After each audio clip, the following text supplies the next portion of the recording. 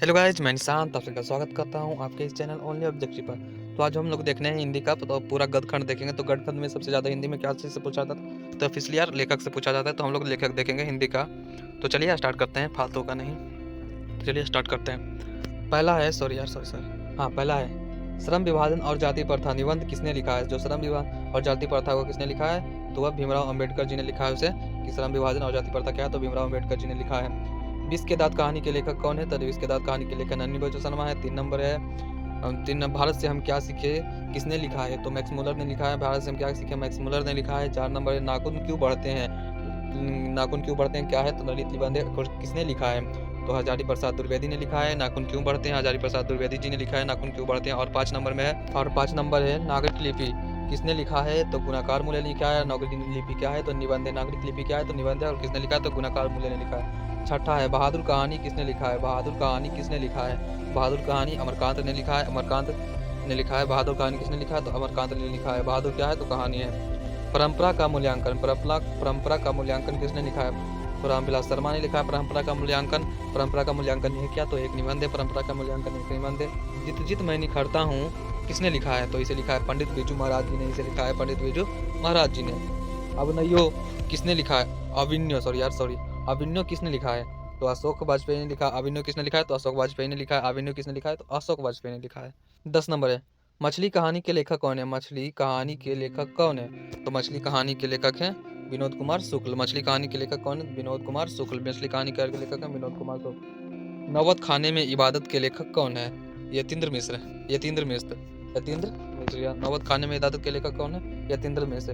और नौबत खाने में इबादत क्या है? तो व्यक्तिगत चित्र है, व्यक्ति चित्र है। नौबत खाने में इबादत क्या है? तो व्यक्ति चित्र है। शिक्षा और संस्कृति, शिक्षा और संस्कृति के लेखक कौन है? शिक्षा और संस्कृति के लेखक कौन है? तो शिक्षा और संस्कृति का लेखक महात्मा गांधी है। और शिक्षा और संस्कृति क्या है? तो शिक्षा शास्त्र है। पूछेगा शिक्षा और संस्कृति क्या है? तो ये शिक्षा शास्त्र है। तो चलिए अब चैप्टर वाइज चैप्टर करेंगे। आज गदखंड का पूरा चैप्टर करेंगे, जितना 12 है तो 12 चैप्टर पूरा ही कर लेंगे आज। तो चैप्टर 1 है जिसका नाम है, चैप्टर 1 का नाम है श्रम विभाजन और जाति प्रथा। श्रम विभाजन जाति प्रथा क्या है? तो एक निबंध है। पहला नंबर है, संविधान का जनक किन्हें कहा जाता है? तो भीमराव अम्बेडकर को कहा जाता है संविधान का जनक। दूसरा है, भीमराव अम्बेडकर का जन्म कब हुआ? तो भीमराव अम्बेडकर का जन्म 14 अप्रैल 1891 मऊ के दलित परिवार में हुआ था। मऊ के दलित परिवार में हुआ था उनका जन्म। कौन से जाति थे? तो महाजाति के थे, जो छुआछूत दलित, यानी दलित भी कर सकते हैं, अछूत परिवार भी कर सकते हैं, आप कुछ भी कर सकते हैं। माता का क्या नाम था? भीमाबाई नाम था। पिता का क्या नाम था? रामजी सकपाल नाम था। रामजी सकपाल नाम था। विवाह कब हुआ? भीमराव अम्बेडकर का विवाह कब हुआ था? तो 1906 में उनका विवाह हुआ था, रामाबाई के साथ में हुआ था। मैट्रिक पास कब किया? भीमराव अम्बेडकर ने मैट्रिक पास कब किए थे? तो मैट्रिक पास 1907 में किए थे। 3 प्रेरक व्यक्ति कौन रहे? भीमराव अम्बेडकर के 3 प्रेरक व्यक्ति कौन थे? तो बुद्ध, कबीर और ज्योतिबा फुले थे इनके 3 प्रेरक व्यक्ति थे। प्रथम भाषण का सम्मेलन कहाँ हुआ था? भीमराव अम्बेडकर का प्रथम भाषण का सम्मेलन कहाँ हुआ था? तो 1936 लाहौर में हुआ था। 1936 लाहौर में हुआ था इनका प्रथम भाषण का सम्मेलन। विख्यात भाषण का है द एनिहिलेशन ऑफ कास्ट, जिसका हिंदी में अनुवादन ललई सिंह यादव ने किया था। इनका विख्यात भाषण है the annihilation of caste, the annihilation of caste, जिसका हिंदी में अनुवादन ललई सिंह यादव ने किया था। प्रसिद्ध रचना है who are they, who are the Shudras, the untouchable, the caste in India, the caste in India, इनकी प्रसिद्ध रचनाएं ऐसे पूछे जाते हैं परीक्षा में। और मौत कब हुआ था? तो मौत हो गया था।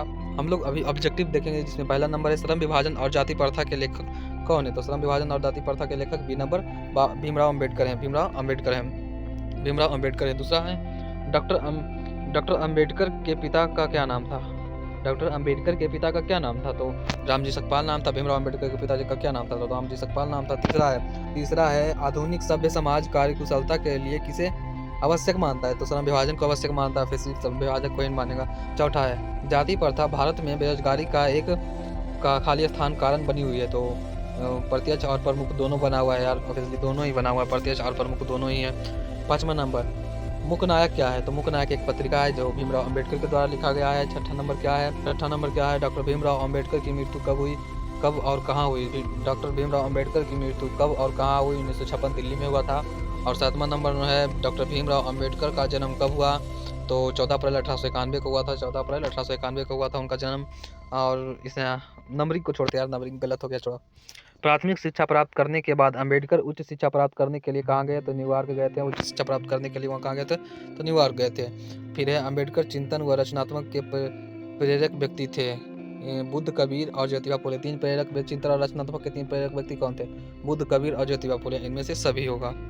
और फिर है 13 नंबर, जाति पाति तोड़क मंडल भाषण लाहौर में कब हुआ? जाति पाति तोड़क भाषण लाहौर में कब हुआ? यहाँ पर जो आंसर है वो पीला रंग से रंगा हुआ है, तो सी नंबर 1936 में होगा।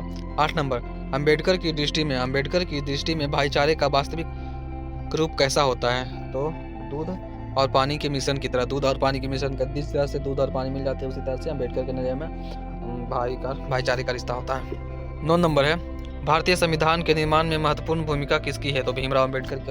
ये सब सभी जानते हैं। 10 नंबर, सभ्य समाज की आवश्यकता है श्रम विभाजन। सभ्य समाज की आवश्यकता है श्रम विभाजन में सभ्य समाज की आवश्यकता है। 14 नंबर में है, श्रम विभाजन और जाति प्रथा क्या है? तो निबंध है, श्रम विभाजन और जाति प्रथा एक निबंध है। निम्नलिखित में 15 नंबर, निम्नलिखित रचनाओं में से कौन सी रचना डॉक्टर भीमराव अम्बेडकर की है? तो इनमें से सभी है। पहला है the caste in India, the untouchable, who are the Shudras, ये सब सभी है उनके रचना ही है। आधुनिक सभ्य समाज श्रम विभाजन को आवश्यक क्यों मानता है? कार्यकुशल के लिए मानता है। 17 नंबर, श्रम विभाजन और जाति प्रथा पाठ बाबा साहेब किस भाषण का संपादित है? बाबा साहेब के किस भाषण से लिया गया है? तो एनिहिलेशन ऑफ कास्ट से लिया गया है। अम्बेडकर के भाषण एनिहिलेशन ऑफ कास्ट को किसने हिंदी में रूपांतरित? ललाई यादव ने किया था, तो पहले ही बताया था मैंने, ललाई यादव ने किया था। 19 नंबर, अम्बेडकर का जन्म किस परिवार में हुआ था? तो दलित परिवार में हुआ था, उनका जन्म एक दलित परिवार में हुआ था।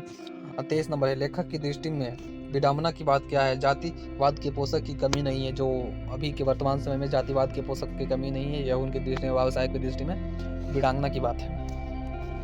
24 नंबर, लेखक की दृष्टि में आदर्श समाज कैसा होना चाहिए? जिसमें स्वतंत्रता कैसा होना चाहिए? तो जिसमें स्वतंत्रता, समानता, समता नहीं, समानता होगा, समता या समानता एक ही होता है, और भ्रातृत्व यानी भाईचारे का भाव हो। जिसमें स्वतंत्रता, समानता और भ्रातृत्व यानी भाईचारे का भाव हो, आदर्श समाज माना जा सकता है।